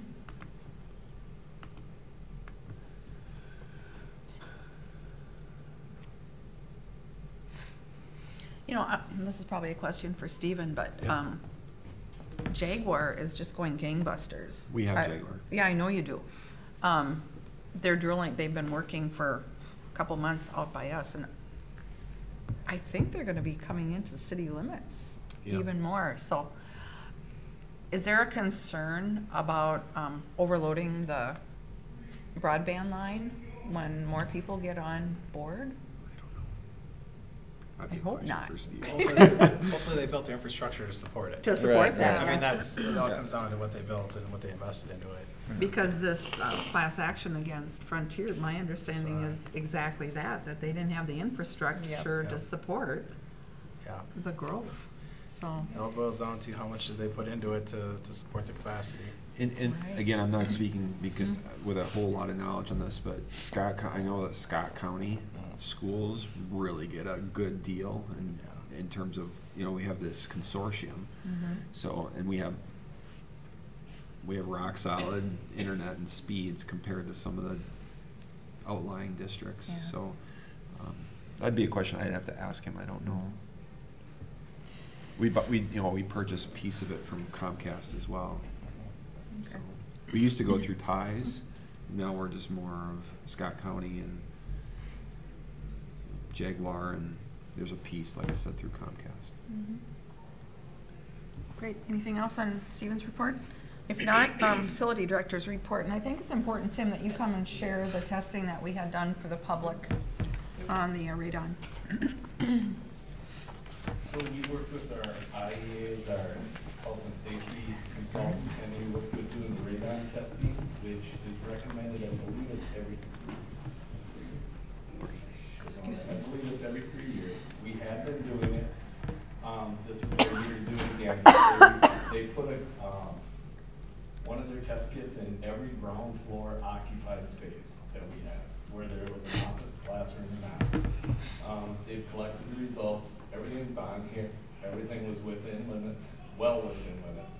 So now, after we present this to you guys tonight, then they will take and report this to the state so we get on, so that they know we've done their cycle. So if there's any questions, but they were well within limits at all buildings, and we'll just do it again in 3 years. So here is, anything less than 4 is considered retesting. Everything that we had was less than 4. I think the highest we had was 2. It was one space had 2. Everything else was really a lot lower than that. I'm glad to see that we're on top of this. I was at an AMSD meeting last Friday, and there was about 50 legislators there. And a couple of the legislators that I talked to said that radon is huge on their radar. this year because a lot of schools are not testing. So kudos to you Well, for. I think before this, it was supposed to be best practice. You Mhm. were advised to test every 3 years, you didn't have to. Now it's become law that you have to. We Mhm. were already on that 3-year cycle Good. with IEAs, so. That's great. It'll just be a continuation. So this will be posted on our health and safety page, so if anybody is looking for that, if you go to our facilities page, it is a page in that facilities page, it's a health and safety. And then, Tim, you wanna just talk about? Well, and then today I just sent out an indoor air quality survey to staff, and it talks about the condition of your workspace and things like that. We'll get those results back, and we will then talk about them at our in-house health and safety meeting, and then we'll post those results on the webpage. So, just things we're doing randomly to keep on top of. And that's also run through IEA, and Yep. IEA is a third-party vendor that we contract with. So I sent out the link, but then she'll get the results back, she'll compose the study and then just give it to us. Great, So- good. And then the high school office area is on It's track on for track for spring break. We were gonna do it over Christmas holiday break, and It's just it a was too very tight. short timeframe. We Mhm. have to, I mean, we have to misplace them and then tear everything out. It's getting some carpet. Sure. It's just gonna be I think spring break, we can get that done and without really interrupting the school day and have it ready. Okay, good. All right. Anything else, Tim, Thank you. from your report? Nope. Great. Okay, and then we have Tommy's report. Tommy, would you like to give your report to us, please? Yeah. For this month, it was kind of like, there's not a lot of events for this month because it's also like the end of the semester and it's also the beginning of the year. For elementary and middle school, they're just getting, reviewing content that they learned throughout the year and just kind of hopefully taking that to the next semester. And also for the middle school, I forgot to add this, but I think it's next week they're having their Student of the Month announcement also. And then for high schoolers, we are having our finals week. We're preparing for finals, which is next week. And on the 17th and 18th, we have like certain block schedules, so certain hours are on one day and the other hours are in the next day. And then for wrestling, the boys have been doing very well. They haven't lost yet, if I read the information correctly. The Panthers played against Albert Lee, and they won 30-25. And then their next game is at St. Michael at the high school, and it's at 7 p.m. For basketball, the Jaguars are doing really well this season. They're really pushing through. Their next game is against Mary Lutheran, and it's on the 10th, and it starts at 7:30 p.m. And the men are also doing well too.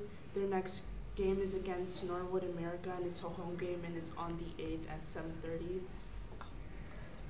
For clubs, a Spanish club is working on fundraising. They haven't really have anything planned out for their next activity yet, but they're working on that. Student council is working on Frosty, which is a dance that we do every year.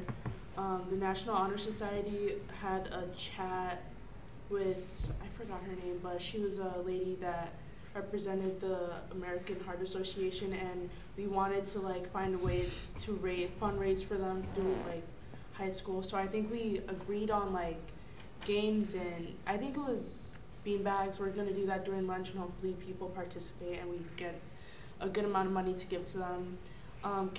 Captain's Council had a meeting, and it was led by Mike Coddington. Acapella chamber singers had their caroling back in December, and Harmonics, the competitive girls acapella group, are practicing for their acapella competition that takes place during February 23rd at Southwest Christian in Chaska. We've been working really hard on it, so if you guys want to come, tickets are on the site, and hopefully you guys can come. And we're also preparing to perform at the Pep Fest on the 1st, so if you guys can't make it on that day, you guys can make it to that day, hopefully. I also forgot to add the ELC, and the ELC is basically a group where we talk about equity, and we had a very powerful discussion about certain things we we learn at school, which are sugar-coated, like such things as history. We learn all this history that's like kind of like sugar-coated, and then we don't really learn the deep history, and then we have this like certain mentality that this is the history, but when we look at it through like an actual, like, well, what actually happened, there's so many stories that haven't been heard, and we all have this wrong idea of what happened in the history, so we perceive this, I don't know, wrong like characteristic of certain communities, certain races, and all that. So I thought it was really interesting how like we kind of put that together. It was like, whoa, it was a really powerful discussion that meeting. So Different lenses, right? Yeah. Because it's the textbook or the information is probably written from one point of view. Yeah, it's I think someone said it's always written from the victor's point of view. It's never written from the person who lost. So that was like a really powerful statement. I was like, never really thought of it like that, but yeah. Yeah. Interesting. Great. Good. Any questions for Tommy? Tommy, when is the next caring and committed conversation? Do you remember? I honestly don't know. I think it's usually like the third. I want to say it's like Friday. January 25th, and certainly as a board, I can shoot you out the date if you're ever interested in attending. It varies. Sometimes it's the same individuals, but there's been some variance, and it's just coming together and having a conversation about a different set of topics. There's a facilitator. Malik and Sarah usually are the facilitators, and you sit in groups and have that discussion, and there's some really insightful from a different perspective. I mean, everybody's different as a person, and it's, the ones I've been involved with, it's been enjoyable to see that. So I'll put that out to you, and that way you can consider attending. I think it's the second Friday. Okay. I think something came across today. I'll have to dig it up. So, Tommy, do you know when the Frosty Pet Fest is during the day? Is it like usually like right before school lets out, or is it in the morning? I feel like the schedule, I think Visner kind of makes a schedule for that whole day. Okay. Kind of like an early release schedule, but it's really not, I believe. I'm not sure. Kind of forget. It's like different each year, so. Because I'd like to go see it. The 23rd is a speech meet in Mankato, so I can't go see that. But last year, wasn't the competition in Wisconsin? I mean, you guys had to go stay overnight. Yeah. Oh, no, we just went there. You just went there and came back. Okay, Yeah. but still, that's a really long day, so it's nice that it's in Chaska. Mhm. So I would like to go see it, but I can't. Could you maybe email us the location and the time? Yeah, when I will. it is? That would be great. All right, thank you. Yes, thank you. Okay. Any other questions for Tommy? I did just finally email, Friday, January 25th at 10 o'clock in the 5th and 6th grade science lab. And I have a site visit. Oh, no, that's what, That's the conversation one. Yep. Yeah. Yeah, but the other thing is your. Yeah, I would just have to pocket- get the information from my Sure. choir teacher, and I'll send it all out. Perfect, that would be awesome. Thank you. Thanks. Okay. On to school board members' reports. Scale? They just kind of did the end of the year scale thing. They had a couple people that had retired from the board, and just kind of their plan on looking forward. We took and had different agenda topics that they wanted to push for the legislature, like we would with MSBA, and we got to kind of pick and choose, kind of rank the different options. And so that was the majority of the meeting, was that. So. Great. Good. Curriculum and technology? Sounds like we talked about what they're doing in their conversations. We heard an extended. Yeah, Sarah presented in depth about what they're doing with equity and equity and CRT. Yep. It was very interesting to hear all of it. So they talked about responsiveness and relevance and competence, and like responsiveness is how do I, just to how they're, you know, talking to staff and to students. How do I respond to students? How do I set up my classroom so that students respond to each other? Relevance is students should see themselves in the curriculum, and competence is how do we know different cultures. So, and we just had a kind of an extended conversation about that, and why it's important, and it was a really good conversation. Very good. ULA meetings, we've had a lot of them. I think we had, what, two since we met last, 2 or 3 maybe, and we're making progress. Unrequested A word leave at of a time. absence. Yeah. It's a section, Tommy, in the teacher's contract and their master agreement. If school districts, this is good for anybody, if school districts get to the point where we're not, to be honest with you, if you have declining enrollment and you have to make wholesale budget adjustments, sometimes it's necessary in those situations to take a look at your tenured staff members. Tenured teachers reach tenure after they've had 3 successful years of continuing contract cycle. At that point, they've achieved tenure. So then if you have to reduce, if you have to cut, you have to go through a process called unrequested leave. They don't want to be placed on leave, and you can't just terminate an employee after they've reached tenure, so you have to go through this process. So the legislature back in 2017, Yes.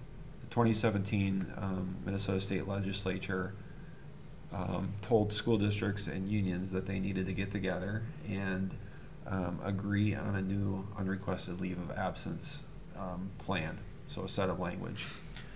And we have to do it before July 1st, 2019. The last teacher negotiation cycle, we weren't able to come to an agreement, so we have a memorandum of understanding saying that this working group would develop new language prior to July 1st, 2019, assuming that we won't have a new contract in place by then. So that's the overall summary. But what it does is if you get to that point, it tries to clearly spell out who would be on that list, which direction that list goes, and who would be eliminated rather than it being subjective. Right. So that's the point of it. Yep. So, you know, like it goes by seniority typically, Right. but part of, well, yeah. Part of the legislature's push was, Right. should it be just on seniority? It's called last in, first out. Right. So those who were hired last in the old system Mhm. were the first to be placed on unrequested leave of absence. Mhm. So it's very controversial, and neither one of our sides has any bargaining chip. We don't have any leverage, so it's just sort of, it's really kind of been a good exercise actually in Getting ready civility for- and yeah. and compromise. I will say that it's been very amicable. Very. On both sides. I mean, they always have their union rep there, and the negotiators on their side have been really, really good. So we did, last week when we met, we cleared up Three three different. sections of the language, and We're getting close. so, yeah. So that's to be continued. Okay. Could I say that Honey? we did be on the Booster Club? Oh, okay. Was not listed. Oh, sure.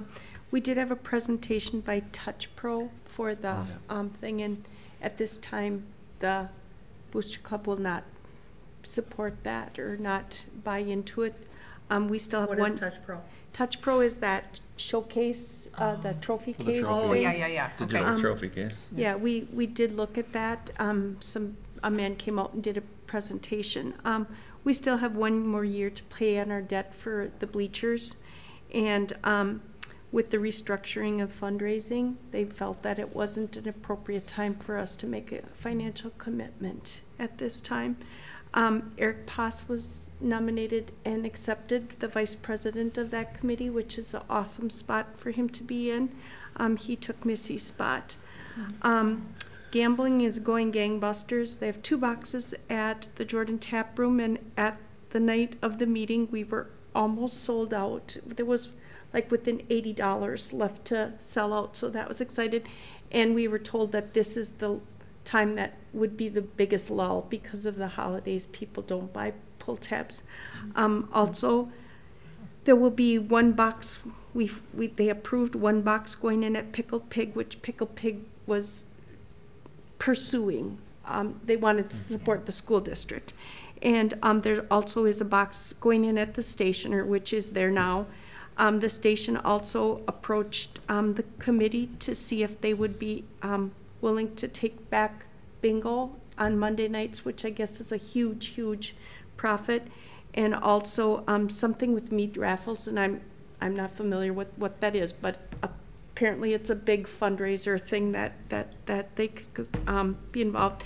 And then the other thing, a plea, is the store will be open all home games, and they're extremely short of staffing it. So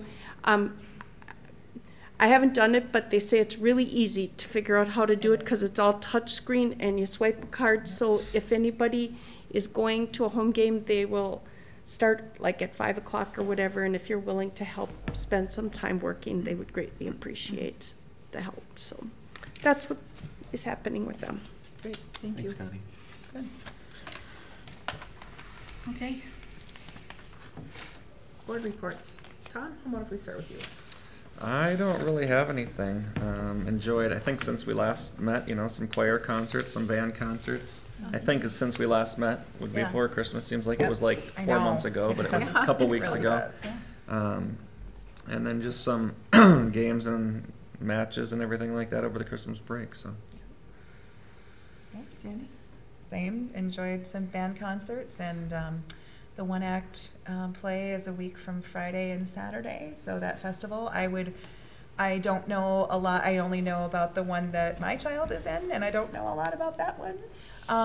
But that one's called Juvie, and the other one, there's Complete Works of Shakespeare, which is a comedy. It's not gonna be dry and dull, trust me, it's not going to be. And then there's one called Track, and I don't know a whole lot about that one either. But I would say that probably not, don't quote me on this, but I would say it's probably not suitable for younger kids. Juvie is gonna be, it's about a juvenile detention center, so it's gonna be some tough stuff that's gonna go on in that one. So I would say that probably not appropriate for younger kids, but I think it's gonna be very well done. So that's all I have. I did concerts, whatever, and it was very well attended, very crowded, and lots of families there. We could have added on to the. Oh gosh, yes. Oh my gosh. Added on to the auditorium, but it was all good. Very talented young people in our district. Lauren? I want to give a big shout out to the Colleen Chambers and the 6th grade staff for taking all of those kids skiing at Highland. Oh. It was a Yeah. great field trip, and I have had Landon at Highland since that field trip 10 times. So if anybody is not using their little passes that they got, please send them my way because it's getting expensive. Yeah, all right. He is having a great time. He loves it. He picked up snowboarding really quickly after skiing, and I wish they would do that like more often. I know the elementary school did it in fourth grade, but they took it away for some reason. There is a program too, I'm a skier, there's a program for 4th graders that you can ski any place basically any place in Minnesota. You get a pass, and it's super, I think it's super cheap. It's a learn to ski program pass. It's sort of like golf. PGA does that too for youth on the course.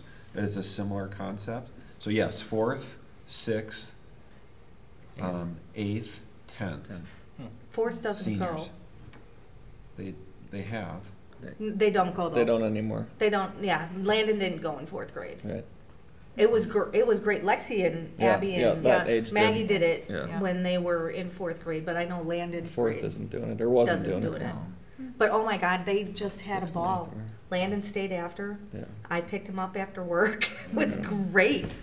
And it's amazing, now that I've been there, how many parents at the age of 12 just drop their kids and go.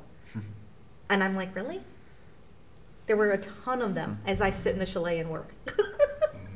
It's awesome, though. He's loving it. Good, that's good. So thank you to 6th grade staff and the PE teachers for organizing and taking those kids and having them getting outside and getting exercise and fresh air. Great. Jesse? Yeah, pretty low key, just activities right now since break, but it's all gonna pick back up here. So. Yeah, good. Tommy, anything else? I don't know. Okay. A couple things. You know, I want to encourage you to spend some time going through the leadership book and looking at the workshops, because that is a crazy, crazy, crazy couple days, and it's hard sometimes if you're, you know, to pick out of the 150 or whatever workshops. So, and we always try to split up and go to different ones so that we can learn and share and stuff. So, looking forward to that. Is everybody going to the luncheon? I made Did you reservations for everybody. sign up for the luncheon, the day of the luncheon thing? I'm assuming to sign up separately or something? I'm No, assuming, usually you guys Just part of the sign us all up. registration, isn't We it? get tickets. Hope, did you get tickets? Okay. We're good on that? Okay, good. Okay. Good, good. When did We're supposed to do it you separately. get your handouts? Because I didn't get those. Oh, gosh, that was mailed. We got this in the I mail. don't think I got one either. I got mine Yeah, you want, I don't remember. Last last one. week. Last week, in the middle of the week. I'm I've had pretty mine sure for probably a month. There's a digital one too, though. You can look online. Yeah. it passes. Okay. Yeah, I don't. I'll look, but I'm 99% Did you get the sure. smaller one? I got the smaller This one. is the No, I conference didn't. one, you know, just at a That glance. one I got, but I don't remember getting that one because I always like to look through it. Yeah. Thrown away. I don't remember seeing it You know, if you didn't get one, I would contact MSBA and ask them I to will. send you one. They've Yeah, got them 'cause there that they day, though. do. So They if you have do. the Jesse, you digital, really and then do you need have to read Yeah, it over that's ahead of true. time, though. I got the app on my phone. Oh, okay, yeah, because you really do need to go read through ahead of time, because And You're if gonna you give me do- this, Matt? What? You're giving me this? Thank you. It's gonna be the different location again like it was last year. You know, last year things were moved around. It's gonna be that same setup this year, so. Oh. Is this the same guy that spoke several years ago? Yeah, he- The truth that, is that? Yeah, he Horsager? spoke about Yeah. 5 years ago, maybe, Okay, I something thought like so. that. Okay. Yeah. Okay. So we all just meet at the convention center then? We'll need to Well, discuss probably that too. We yeah. usually have done drive together. carpooled Okay. that Yeah. morning, leave at You have a like hotel, 7 or right? so. Yeah. Okay. For anyone that wants Yeah, to we carpool. Okay. And then hopefully we'll walk to dinner. We will not let Matt lead the way. No, that's No, a- we will not. No. Matt is I will never, directionally never challenged. live that So down. am No, you will not. Never. It was like the coldest day in It January was the too. coldest day It of was a the good world. one. Good brisk walk. Google was Maps. brisk. I live by it. Yeah, great.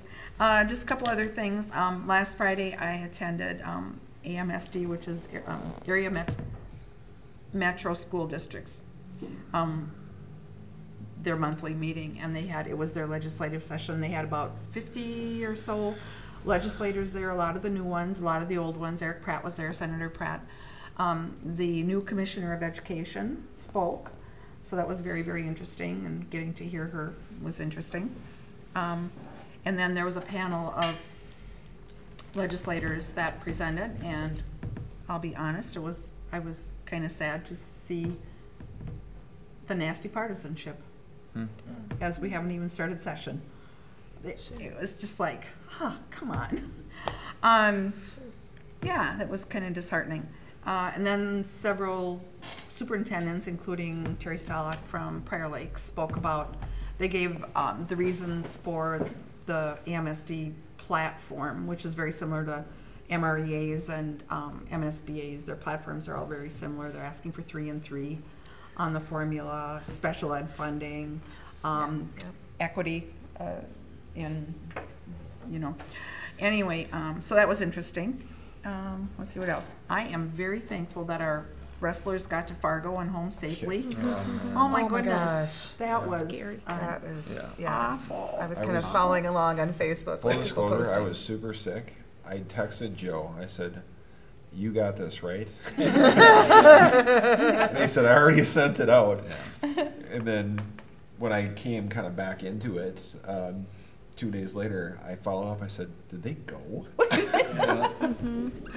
Because I know some school districts. They said went no. early, some didn't They go. went go. early and they got there before they closed the Yeah. highway. Yes. Yeah. Yeah. My daughter and son-in-law went in the ditch and had to be towed out by a tow truck. I actually ran into Ripley he was on top of that thing days before. Yeah? Because I think I ran into him Tuesday at work and he said they were gonna leave Thursday morning or whatever it was, You the know what? Wednesday morning to make sure. At least they were all over it. Any other group, I would have worried more about it.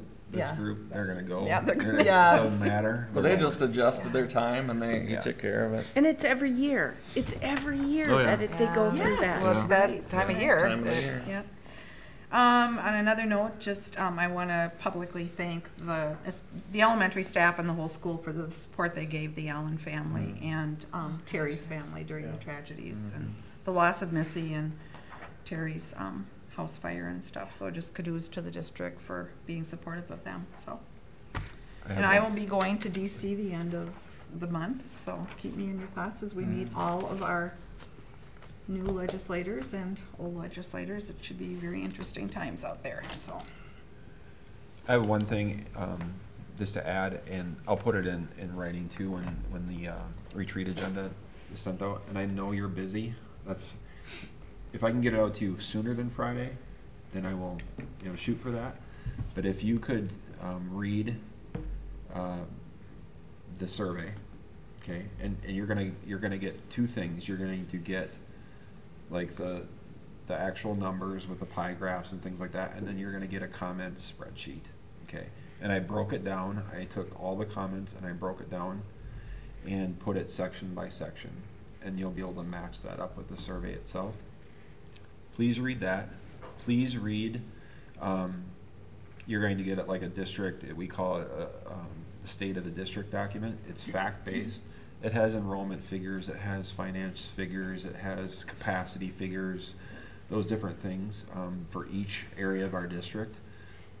It's very fact-based, and then you'll get the other part besides the agenda is you'll get the like the district assessment, our needs assessment.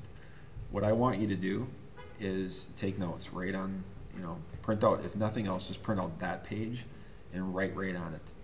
Okay. Based off of the survey, I think you missed this, or based off the survey, I would like to see us do that, because that's really a big part of that retreat night one, is getting your input. Okay. Does that make sense? Mm-hmm. Yeah. That's great. So, if nothing else, if you don't want to print a ton of stuff, or if you want me to print it, that's fine. The needs assessment document, it's only, it's a couple pages long. Just print that piece and just write right on there. Or write questions. I see you have this. What does that mean? And then we'll provide that clarification. I think we're all gonna be eating, sleeping, and breathing school board stuff for the next week and a half. Oh, and one more thing. Will not. I know breathing gig. there's a lot of energy and excitement that comes from the leadership conference. We are building that into the agenda. So we're going to have a section of sharing, and we'll have that built in, and that will kind of dovetail into that needs assessment, because a lot of what you see there might fit nicely with something that we need to do, or we could just tweak a little bit. We might not do exactly what was presented, but we've taken ideas. For example, I think Connie brought forth an idea about the open snap concept that I know Jeff has incorporated, that students can eat different places. That was Centennial, Yep, or Centennial. Yeah. So I know he's incorporated a piece of that. So those ideas do matter, and administrators do listen to those things. So we'll build that. That's being built in as well. And I just have to brag a little bit. Somebody at work said today, I suppose you're presenting again this year. By the way, we are. So just, people notice. So that's kind of cool. It's good for us to do that. Mm-hmm. Yes. Because we take the feedback from what people say about it too, and we never thought about doing it that way. Or And many times we've been told to tell our story. And this is a great opportunity for us to tell our story. And Yeah, just it's so gonna be you good. know, not everybody gets to present. They are selected. They go through a process. So it's it's an honor. So it's an honor. Definitely. Okay, that's all I have. Anything else, anybody? Okay, Move to adjourn. we are adjourned at 8:35. Go Clemson. Too bad.